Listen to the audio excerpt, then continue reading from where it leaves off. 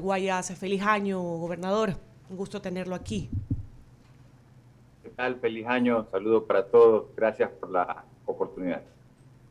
Gobernador, empezamos entonces, se presentaron estadísticas con respecto al tema de los robos a personas, de robos a domicilios, robos a unidades económicas, y se puede ver que hay disminución con el tema de robos a personas en un 13% según lo que se ha presentado. Y esto es positivo para la ciudadanía, positivo para la provincia del Guayas con respecto a la reducción de cifras. De acuerdo, mira, lo primero es saber cuál es la fuente de la información, porque es información oficial auditada. Y la fuente de la información es la Policía Es Nacional y nacional. la Fiscalía. Desde ahí sale la información y nosotros lo que hemos hecho es poder dar una mirada para ver la tendencia y no solamente ver cómo cerró el año pasado, el 2021, sino poder hacer un contraste técnico con los años 2019, 2018, 2017. 2020, pues año que estuvimos confinados, varios meses del año guardados, obviamente ese es un año atípico. Cualquier empresa en el Ecuador, cuando hace la comparación de sus ventas, nadie se mide contra el 2020, todo el mundo se mide contra el 2019, el pico pre-COVID de más años. De igual manera, pues se lo hace con las estadísticas de seguridad a nivel mundial. Entonces, específicamente, la herramienta que recoge la estadística de los robos se llama el cuadro de mando integral de la Policía Nacional. Ahí están todos los tipos de robos, que son varios. En resumidas cuentas, hay 7 principales. Y en orden de importancia, hay 3. Es decir, los que más tenían. El primero es el robo a personas, el segundo robo a domicilios, casas, y el tercero robo a unidades económicas, es decir, empresas, microempresas, pequeñas, medianas empresas, pymes o corporaciones. Esos son los 3 principales tipos de robo: personas, casas, empresas. ¿Y qué ha pasado con esos robos en el 2021? Todos han caído. Robo a personas 13% en relación al 2019. De 11.919 robos en el 2019 a 10.349, una caída del 13%. Robo a domicilios de 2.411 en el 2019 a 1.591, es decir, una caída del 34%, más de un tercio. Y robo a unidades económicas, robo a empresas, de 1.235 en el 2019 a 929 casos, es decir, una caída del 24%. Entonces, las cifras son muy claras, la fuente oficial, policía, fiscalía, y se puede ver cómo con respecto, no solo al 2019, sino también al 2018, al 18, sí, 2017, exacto. en el 2021, tienes una tendencia creciente. Los robos no son cero, que digamos, sería el norte en cualquier país, pero estamos avanzando a ir, lo que hemos hecho primero es contener el auge delictivo y luego irle doblando el brazo a la delincuencia. El camino por recorrer, como decimos, es largo todavía, pero Correcto, pero estamos son avanzando. cifras alentadoras en tal caso, gobernador. ¿Cuáles son los propósitos para este nuevo año, para este 2022? Mira, te diría 2 cosas. En robos, mantener la tendencia, o sea, a seguir mostrando esta tendencia de robos que vengan cayendo, y cuando estemos cerrando el 2022, decir, en el 2022 tuvimos aún menos robos que en el 21. Entonces, eso es lo principal. Ahora, cuando hablamos de inseguridad, tenemos otras estadísticas también que tienen que ver con las muertes violentas. Y ahí el tema es que en Ecuador, en Guayas, las muertes violentas, específicamente hablando por sicariatos y asesinatos, están vinculados prácticamente todos al narcotráfico. Esa es la información que da la policía y la fiscalía. Y esas muertes violentas en el 2021, en relación al año anterior, al 2020, se duplicaron. Y crecieron también con respecto a años como el 2019 y para atrás. Entonces, la primera reflexión es: ¿qué está pasando ahí? Tenemos un grave problema de narcotráfico, al punto que el presidente de la República ha dicho que el principal enemigo del Ecuador es el narcotráfico, porque es la causa raíz o el hilo conductor de todas estas muertes violentas, sicariatos, asesinatos. Luego, ¿qué más podemos decir? ¿Qué ha pasado con esas muertes violentas en lo que va del año? Ya hemos dicho que han crecido con respecto a años anteriores, pero en los últimos 60 días que estuvimos en estado de excepción. Y aquí viene un dato interesante, y es que por primera vez en 4 años, en Guayas, esas cifras de muertes violentas empezaron a caer, es decir, se le cambió la tendencia. Todavía estamos muy lejos de llevarlo a cero. Cayó la tendencia en un 11%. Basta que tengamos una muerte violenta para no tener nada que celebrar. Pero también está claro que no podemos dejar de reconocer que esas caídas, esos cambios de tendencia no son gratuitos, son producto del trabajo, y en este caso fue en el marco de un estado de excepción que nos permitió hacer un trabajo conjunto excepcional de Fuerzas Armadas y Policía en las calles. Que dicho sea de paso, en el 2022 vamos a mantener esa presencia fuerte de las fuerzas de orden público en las calles. Para el caso de las Fuerzas Armadas, tenemos la base legal para hacer los operativos CAMEX, que son los operativos de control de armas, municiones y explosivos, que lo seguimos haciendo. Y yo he estado recorriendo las principales calles secundarias de la ciudad de Guayaquil, de la provincia del Guayas en estos días, y se mantienen esos operativos CAMEX de Fuerzas Armadas. De hecho, lo que le hemos planteado a las Fuerzas Armadas es que el trabajo de inteligencia, es decir, a dónde exactamente hacerlo, lo sigan manteniendo la colaboración con la Policía Nacional, porque si bien Fuerzas Armadas puede determinar cualquier punto de la ciudad para hacerlo, pero la inteligencia que tiene la policía, que están todo el día en la calle y saben exactamente, conocen el mapa del delito, el comportamiento delictual, que sea la policía la que defina esas ubicaciones. Y así estamos trabajando de esa manera colaborativa. El día de ayer tuvimos una reunión justamente para hacer esa coordinación con el alto mando de la policía y el alto mando de las Fuerzas Armadas de aquí en la provincia. Así que se puede esperar que se mantenga esa fuerte presencia de la fuerza pública en las calles de Guayaquil Qué bueno. y del Guayas. Correcto. 8 de la mañana con 10 minutos. Estamos dialogando con el gobernador del Guayas, Pablo Arosemena. Sigue con más preguntas mi compañero Ramiro Cepeda. Pablo, ¿qué tal? Buenos días, feliz año, ¿ah? Feliz año, Ramiro. Oiga, Pablo, déjeme ser incómodo con una pregunta y en verdad, con todo respeto, cuando sucedió la matanza en la última, en la cárcel, los medios demandaban la lista de los fallecidos.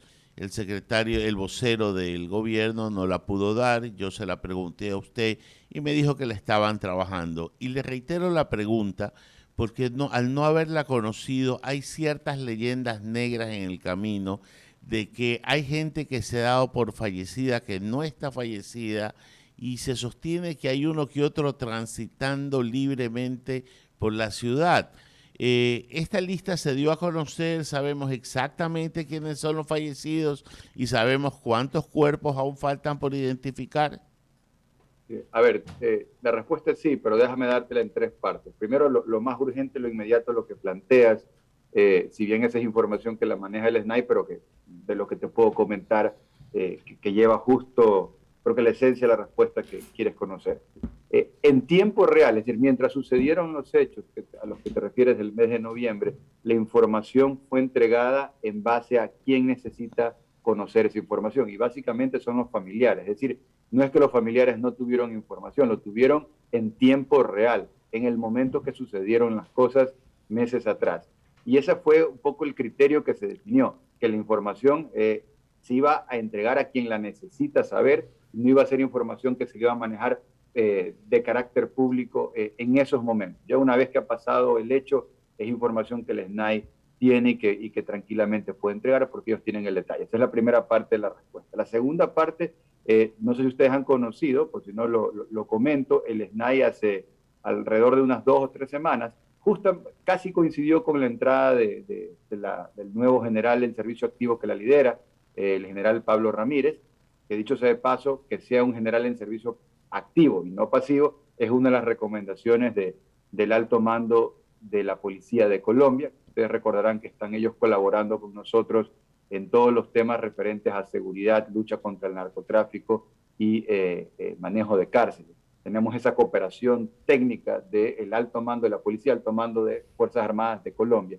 Ellos hicieron esa recomendación y el general Pablo Ramírez hizo una suerte de nuevo censo, ¿no? Ha estado definiendo de la importancia de tener un nuevo censo en el sistema carcelario en el Ecuador, justamente para conocer en detalle todo sobre la población carcelaria. Y uno dirá, ¿y por qué eso es necesario, que es algo tan básico? Bueno, porque recuerden que, como hemos manifestado antes, las penitenciarías eran lugares donde se había entregado, no el control, la soberanía del país. Yo el otro día comentaba algo que me sorprendió, que mucha gente no sabía, que en este gobierno, por primera vez diría en la historia carcelaria del Ecuador contemporánea, de los últimos 10 o 15 años, nosotros pusimos la bandera del Ecuador ahí en la penitenciaría. O sea, más allá del símbolo patrio, es el hecho de estar recuperando espacios que, insisto, fueron entregados a las mafias. Entonces, hoy tenemos una presencia permanente de 1.000 efectivos en la penitenciaría, 500 de Fuerzas Armadas, 500 de la Policía Nacional, 3 anillos de seguridad, el externo con Fuerzas Armadas, que es donde la ley nos permite estar, el segundo de la policía y el tercero los guías penitenciarios. Se está fortaleciendo la infraestructura de seguridad. Entonces, empieza a ser otra historia de un cuento de haber entregado la soberanía durante más de una década. Pero bueno, alguien tenía que hacerlo y el gobierno liderado por Guillermo Lasso lo está haciendo. ¿Y el listado, Pablo? Los tiene el SNAI desde ese momento. O sea, nunca fue ningún secreto. Pero Ya, la definición te cuento algo que cuando te hicimos una entrevista y tú nos contestaste que habían sido los familiares los primeros en ser notificados como debía ser, inmediatamente tuvimos aquí a los hijos del contador de Coagram que había sido asesinado y yo le hice la pregunta qué les había notificado y ellos nos contestaron aquí, y eso está grabado, Pablo, de que ellos se habían enterado por las redes sociales, de que no había habido ninguna autoridad que se había acercado, que habían tenido que esperar en medicina legal hasta que buenamente les notifiquen y le entreguen el cadáver. Por eso, probablemente esto es un caso aislado, pero es un caso de uno de los fallecidos dentro de ese bochornoso y lamentable acto de barbarie que sucedió en la cárcel. yo te diría que me consta de los casos donde se especulaba de si habían secuestrado a alguna persona privada de libertad o algo peor, y nosotros pudimos constatar, y me consta porque yo personalmente hablé con las familias para darles la tranquilidad. En ese momento, pues, la noticia, la información era clave, y esa era información que no había que dar en los medios de comunicación, esa era información que la tenía que conocer el familiar.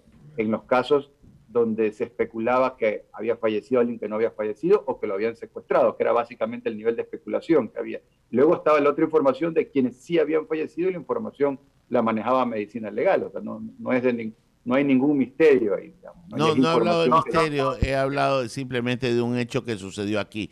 Pablo, ¿los escáneres a las cárceles cuándo van? Ya en este año, en el mes de enero, tendremos por primera vez en la historia carcelaria del Ecuador infraestructura básica como los rayos X o escáneres de carga. Es algo realmente extraordinario, y como algunas veces me han escuchado decir, la pregunta no es por qué hoy y no mañana, la pregunta es por qué este año y no hace 2, 5 o 10 años o 20 años atrás. ¿Por qué a nadie le interesó fortalecer la infraestructura de seguridad básica en las cárceles? Y bueno, es porque habían transado con el narcotráfico. Nosotros hemos venido a romper eso, y vamos a tener este año, comenzando por penitenciaría del litoral, escáneres de carga, rayos X, que permiten que los cargamentos que vienen, digamos, con alimento, vengan precisamente con alimento y no con armamento. Y esto es algo muy esencial, pero es algo que en el Ecuador no se contaba con eso. Obviamente eso ha implicado una inversión, ha implicado que alrededor de 4 meses atrás hubo que hacer los encargos de este tipo de infraestructura, pero es algo que ya está en camino, y qué bien que así sea. Eduardo Mendoza, que da el buenos días, quiere también saludarlo y continuar con la entrevista, Pablo. Pablo, buenos días, qué gusto de saludarte. Ya te lo dije, feliz año, que conversamos por otros temas.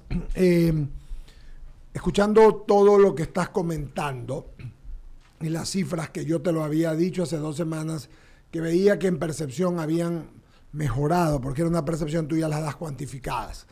Es interesante, ¿no? Pero no es suficiente. Y lo hablábamos contigo también.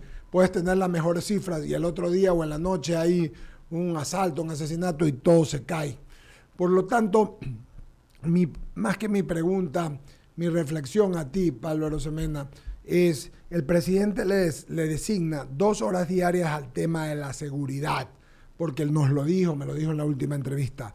¿Cuánto tiempo le dedica Pablo Arosemena de su día al tema de la seguridad en relación a delincuencia y a todo lo que atañe? Sí, mira, el presidente ha definido la prioridad de su despacho como la seguridad, y eso implica todos los días reuniones de control y seguimiento por espacio de 2 horas, sin perjuicio que el presidente, pues, constantemente, entre diversos temas, el tema de seguridad es principal. Y las prioridades que él define para el despacho son las prioridades que tenemos en las gobernaciones, más aún en la gobernación del Guayas. Aquí la prioridad número 1 es seguridad, la número 2 es seguridad y la número 3 es seguridad. Entonces te diría que más de un 80% del tiempo son temas relacionados a la seguridad. Tal vez lo que hay que marcar es que no todo lo referente a seguridad es policía y Fuerzas Armadas. Déjame darte 2 ejemplos concretos. Por favor. Gran parte del tiempo de nosotros, de hecho, de aquí estoy entrando es llevar el mensaje de la campaña de prevención de una vida libre de drogas, Okay. donde personalmente visito 2, 3 colegios fiscales diarios, ahora que estamos de nuevo con regreso presencial, estoy ahí presente. En los últimos 30 días estuve en 32 colegios fiscales, o sea, es algo de todos los días, y no es llevarles una campaña enlatada a los jóvenes, sino más bien hacer una reflexión, conversar con ellos, tratar de tocarle las fibras más íntimas y buscar que sean ellos los que me ayuden a mí a crear, con la creatividad infinita que tiene un joven de 15, 16, 17 años, a crear una campaña digital de una vida libre de drogas. Entonces, eso toma tiempo. Ir a 3 colegios al día puede tomar 3 horas, por darte un ejemplo, ¿no? Y voy a colegios en toda la provincia del Guayas. Entonces, pero eso está hilvanado con el tema de la seguridad. El otro tema que nos toma mucho tiempo con respecto a la seguridad es el plan de luz para tu barrio. Todos los días yo voy a 2 o 3 barrios importantes del Guayas profundo, del Guayaquil profundo, a conversar con la gente. Llevo a la Policía Nacional, al Polco, al policía comunitario, es la persona designada para defender a ese barrio. Lo llevo yo. Me acompaña el funcionario de la empresa eléctrica para ahí mismo hacer un recorrido y cambiar todas las luminarias quemadas, luminarias que tienen una luz tenue para repotenciarlas, o para poner postes de luz donde en 20 años nunca ha habido un poste de luz. Y esto porque la oscuridad da inseguridad. La gente necesita luz para sentirse más segura, para poder estar más seguro. Entonces, este tipo de programas, te mencionaba 2, pero tenemos varios, toman horas del día, y si los vas sumando, pues será prácticamente el 80% del tiempo. Luego tenemos ya los temas de vacunación, de salud, que también llevamos adelante, toda la coordinación que hacemos a nivel provincial con la vacunación, y luego también los temas de reactivación, que no son pocos. Tenemos los créditos de Ban Ecuador para el agro de $1.000 millones al 1%, a largo plazo, a 30 años plazo. Entonces, estamos también todo el día trabajando en este tipo de cosas, pero sin duda la seguridad, ya sea por los temas directos de policía o Fuerzas Armadas, por los temas indirectos, el plan Luz para tu barrio, o la campaña de concientización de una vida libre de drogas, nos toman el 80% del tiempo. En ese camino, y volvemos a hablar de la seguridad para luego ampliar lo otro, la policía nos dio, algunos policías nos dieron, comandantes de policía nos dijeron aquí que el principal o la primera ayuda que necesitaban era en tema de tecnología. ¿Has visto tú que quizás necesitan alguna otro tipo de ayuda? Hablo vituallas, armas, vehículos, logística, drones, o sea, por eso te digo tecnología, algo en especial que tú hayas visto que se necesita y que hay que adquirir enseguida, ya que comienza el año y comienzan los presupuestos y podríamos tener de pronto más elementos y armas para combatir a una delincuencia que está tecnológicamente preparada y con armas, etcétera, etcétera, etcétera. Sí, sin duda que hay múltiples necesidades, Eduardo, pero lo primero es el patrullaje. Tenemos un parque automotor donde tengo casos como, por decirte, Durán, donde el 50% del parque automotor de los policías que tenemos allí no está en óptimas condiciones. Obviamente ese es un caso extremo, el 50%. Hay otros cantones donde de pronto es un 10, un 15, un 20%, pero es un porcentaje significativo. Entonces lo principal es hacer que lo que tenemos funcione. Diría que eso es lo primero. O sea, para poder tener más patrullajes necesitamos que las patrullas que sí tenemos estén operativas. Hacia allá están apuntados los cañones. Algo más que debo decir es el tema del recurso humano, Eduardo. Piensa tú que en Ecuador, de acuerdo al indicador internacional, pues tenemos todavía espacio para fortalecer la policía, para tener más talento humano. De hecho, nosotros ahora, hace un par de meses, sacamos un proceso de reclutamiento, de formación de policías. Aplicaron 500,000 de ecuatorianos. ¡Qué bárbaro! años para ser policía, pasaron todos los filtros menos de 2.000, es decir, el 0,5%. No es fácil ser policía. Sí, veo. O sea, que de 500.000, 2.000.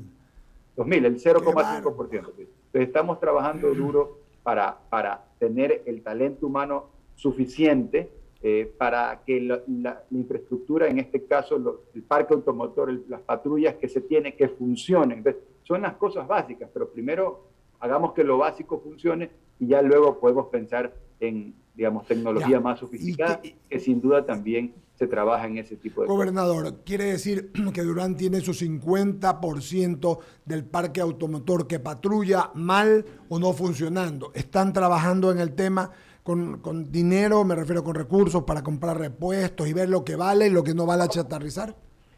Correcto, ahí se hacen, digamos, se trabaja de varias maneras. Lo primero es priorizarlo en los presupuestos, y de hecho, pues, en cambio de año es la oportunidad que arranca un gobierno con un presupuesto 0 kilómetros para poder priorizar y hacer esos mantenimientos, o en algunos casos ya implica cambio. Entonces, eso está en la hoja de ruta, primera cosa. Luego también siempre hay un espacio para autogestión, y aquí yo debo decir que hay una gran relación con el empresariado guayaquileño, tengo que decir, porque es donde, digamos, Guayaquil es el 80% de la provincia del Guayas en cuanto a la ciudad más populosa. Hay un gran sentido de pertenencia de mucha parte del empresariado guayaquileño, que siempre está buscando apoyar a la policía. No, créanme que no son pocos los empresarios que dicen queremos apoyar para construir un UPC, por darles un ejemplo concreto. Tuvimos un caso hace unos meses donde la cocina el comedor del cuartel modelo de la policía había colapsado, y en ese momento no habían los recursos para poder subsanar, y fue gracias al apoyo de la empresa privada y de emprendedores ecuatorianos que tienen una visión de país muy amplia, que en cuestión de semanas se pudo resolver eso. Entonces, hay mucha gente que está siempre ayudando a la Policía Nacional, y eso es importante porque un país que sale adelante en seguridad es un país que fortalece a la policía. Entonces, ¿qué estamos haciendo nosotros? Fortaleciendo el talento humano, abriendo estos procesos de reclutamiento, que dicho sea de paso, tenían 2 años parados. En 2 años no se había estado reclutando más policías.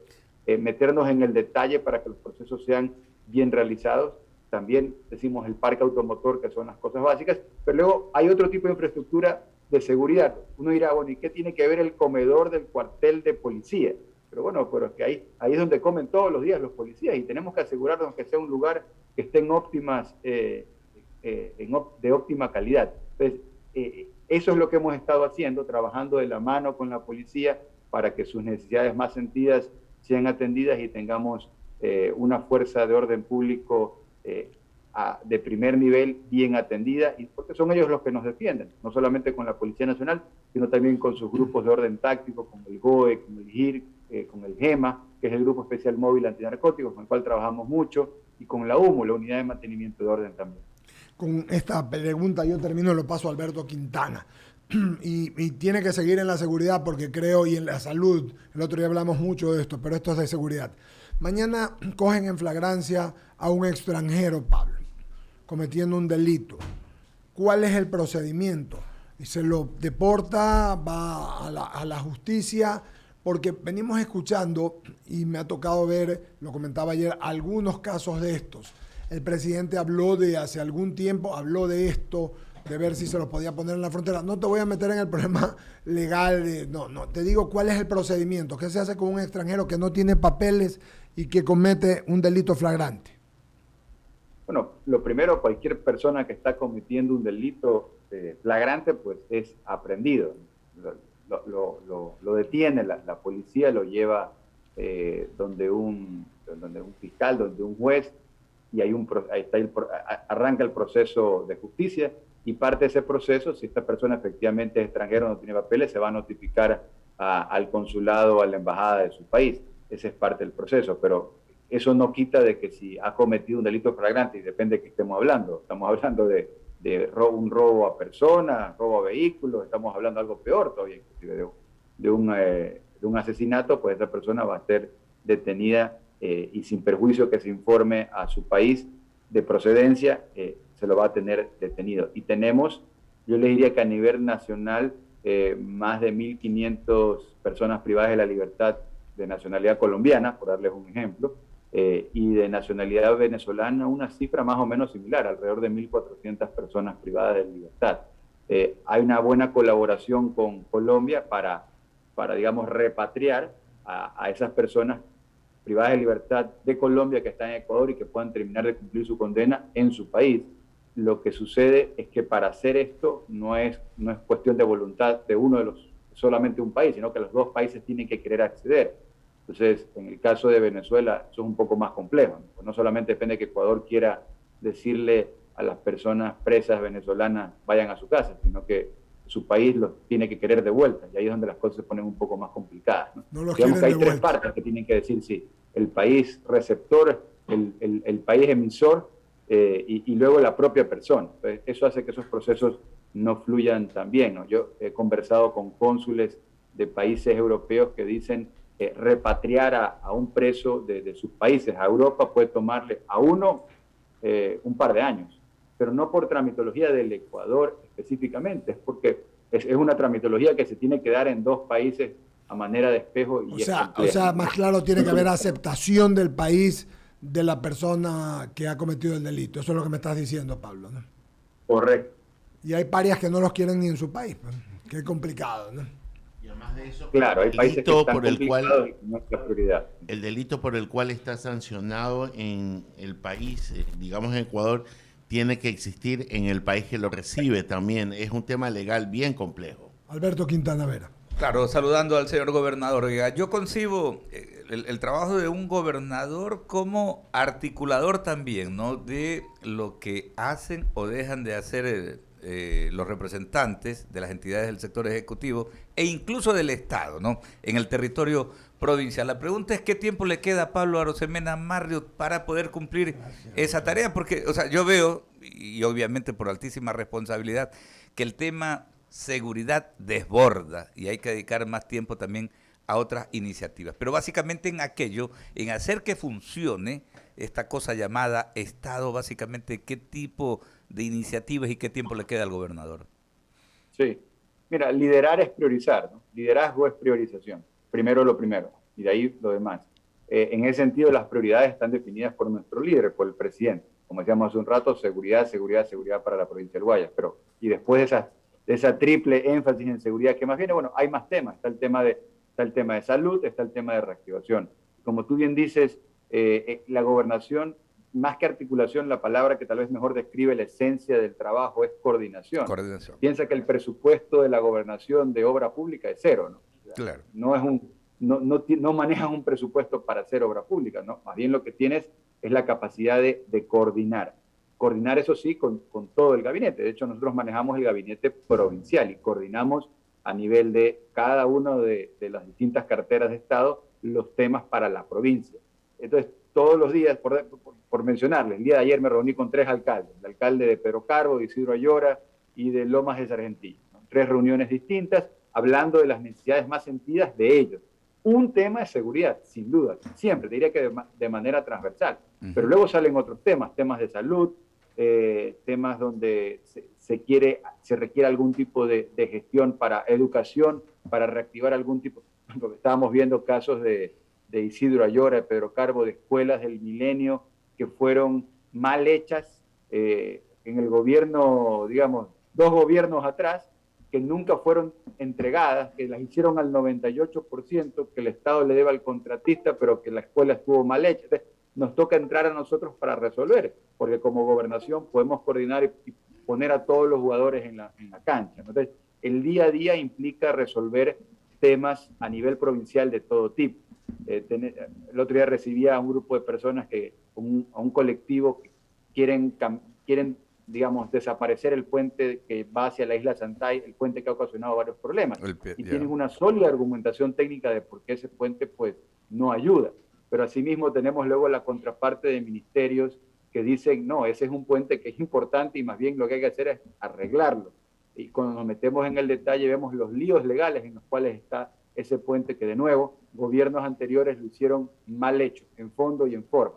Y como gobernación, parte del día a día es resolver este tipo de temas. Así que Es un trabajo de hasta 16 horas al día y de lunes a domingo, pero es un trabajo que uno lo hace con el mayor sentido de responsabilidad y el mayor honor que uno puede tener, que es representar al presidente de la República, más aún pues un presidente como Guillermo Lasso, que es una persona, un hombre serio, un hombre decente, un hombre de bien, cual yo me siento honrado de poder representar. Correcto. Y lo otro de mi parte, ya usted mencionó este precenso del SNAI, ¿no? En los centros carcelarios del país. Fue un precenso Sí. hace 15 días exactamente.